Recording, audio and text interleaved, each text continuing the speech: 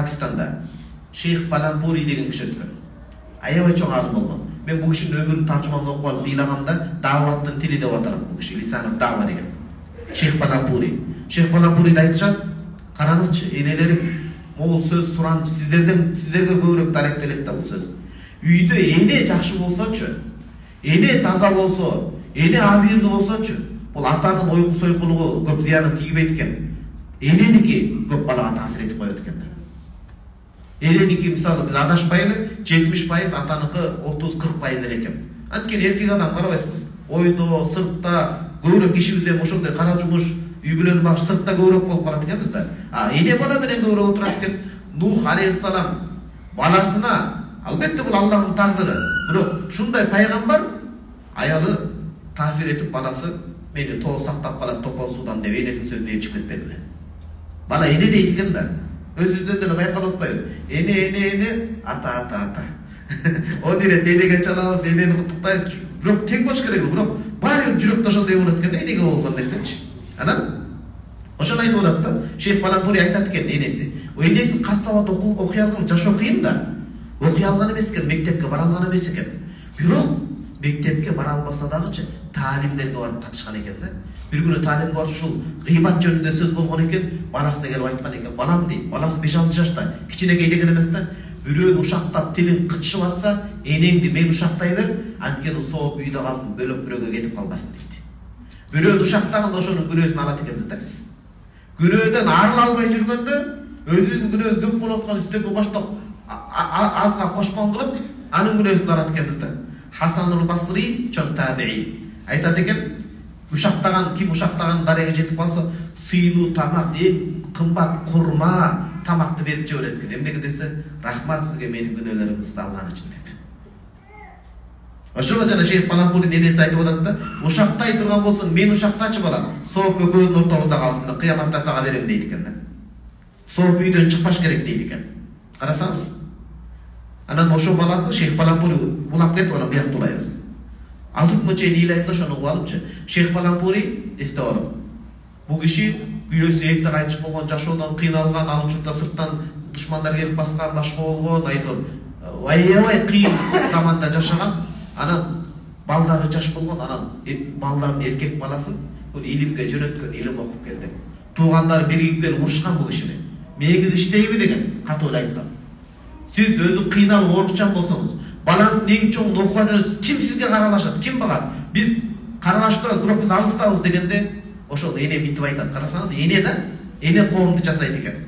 Кыяматта Кудай менден сурайт. Эмне кылдың дегенде, мен баланча окшоп байлыгым жок экен, садака чыгарып зекет бере турган. Түкүнчө окшоп китеп жаза албайт экенмин. Окуй албай калдым жашоонун кыйынчылыгын. Жок дегенде мен, Кудай, сенин ыраазычылык үчүн мен ушул баламды илимге окуткан деп айта алам дейт да. Мен ошол үмүттөн ажыратпагыла деген да. Мен эптеп турам, мына балдарым чоңойот. Мен эптеп турам, бирок эмне кылдым дегенде, мен ушул баламды үммөткө алым кылып жетиштирдим. Пайгамбарыбыз саллаллаху алейхи вассалам мураскор кылдым деп айтамын деген да. Анан баласы окуп жүргөндө, энеси катуу ооруп бөлүк төшөгөндө жатканда айтпагыла, балам окуусунан кыйналбасын деген. Муну иманы бар адамдар түшүнбөсө, башка адамдар фанатизм деп коет муну. Ал өз баласы өзү билет, ага кийлигише албайбыз биз. Айтканда эме деп. Балам чакыртпагыла, илими токтоп калат. Алыс жер ал кезде, келиш деле оңой эмес экен ал учурда. Анан деген карасаңыз, ушундай такып инсан болгон, туугандар анан баласы кийип угуп келгенде устаздар уруксат сурап, бирок кайтыш болуп кеткен боло, жерге узатылып. Келгенде айткан, апаң кайтыш болуудан алдын, балам келдиңби деп өйдө туруп бир абаны өөп анан кайтыш болгон дейт. Кудай Таала периштелерди баласынын келбетинде жөнөткөн да. Бул Кудайдын кудурети, бул жомок эмес. Кудайдын кудурети бул. Кече Туркияда Зилзалада эле айтып атпайбы? Бала айтып атат, эми ал аманат анын моюнда, жалган айта, учун айта, бирок чын эле айтып аткандай көрүнөт. Не деп атат? Бир эне чуркап жүрөт, могул жердин астында менин балдарым бар деп дейт. Казып чыкса тирүү балдары чыккан, энеси 4 жыл мурда кайтыш болуп кеткен. Алланын керемети. Шейит кеткендер, булар Куранда келип атат жашоо. Бул эми Кудайдын кудуретин алып барабыз бул жерде. Кудай ошончо курбанчылыгына, мейнетине, баласын арманда бир көрүп калайын деген экен, кеметесин көрүп кетип атпайбы? Карасаңыз. Кетин берсин, дуа кылган, анан суроо жооп кетет. Амин. Жараткан Алла Таала ушул биздин тилибизди бир мусулмандын көңүлүн оорутуудан, аны жамандоодон, ушактоодон, ушул сөөгү жок тилибиз аркылуу тозокко түшүп калуудан өзүң сакта. Бизге адептүү тилдерди бер. Ушактаган, чагымчылык кылып, элдин ортосун бөлүп жарган эмес. Тозокко түшүрө турган сөздөрдү, уят сөздөрдү, урушуу сөздөрдү эмес. Кудайым өзүң да эскере турган Кур'ан-ы Каримди окууну, Пайгамбарыбыз саллаллаху алейхи ва саллям куттуу берекелүү хадистерин окууну, акыйкат жакшы сөздү сүйлөөнү, Кудайдын ыраазычылыгын алып келе турган, бейишкириле турган сөздү сүйлөөнү, ата-эне кызматыңыздамын деген сөздү, кыздарым, балдарым менин бейишимсиңер деген, жубайың болсо мен сени сүйөм жубайым, мен сени менен биргемин деген жакшы сөздөрдү айтууну Кудай Таалам бизге насип кылсын. Тилдин акысынан Кудай сактасын. О Кудай, ушул биздин тилибизди, ушул тилибиздин жаманчылыгынан сакта. Биз ээ боло албайбыз бул тилибизгечи. О Кудай, бизди тилибиздин жаманчылыгынан өзүң сакта. Кудайым, кабыр азабынан сакта, түйрүүлүктүн фитна сыноосунан сакта. Ушул жерге ыйык сапарга келип отурабыз. Ар бирибиздин ушул ыйык сапар умрабызды кабыл кыл.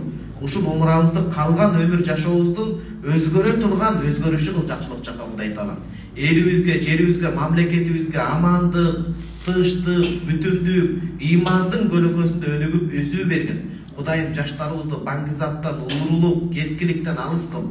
Аларды ыйманга ыктап, илим билимге ыктаган, илим билимге ынтызар болгон, өсө турган өрнөктүү коомдордон кылгын. Кудайым, карыларга ыйман, ынсап, жаштарга уят бергин Алла Таала. Кыздарыбыздын намысын өтө бекем кылгын, намысынан эрте ажырабасын. Кудайым, жеңил ойлуулуктан кыздарыбызды алыс кылгын.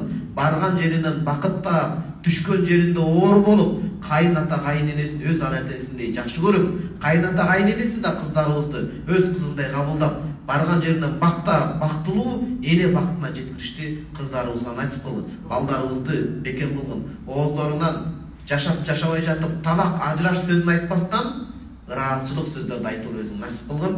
Ва саллаллаху таала аля саййидина Мухаммад ва аля алихи ва сахбиhi ajmain bi rahmatika.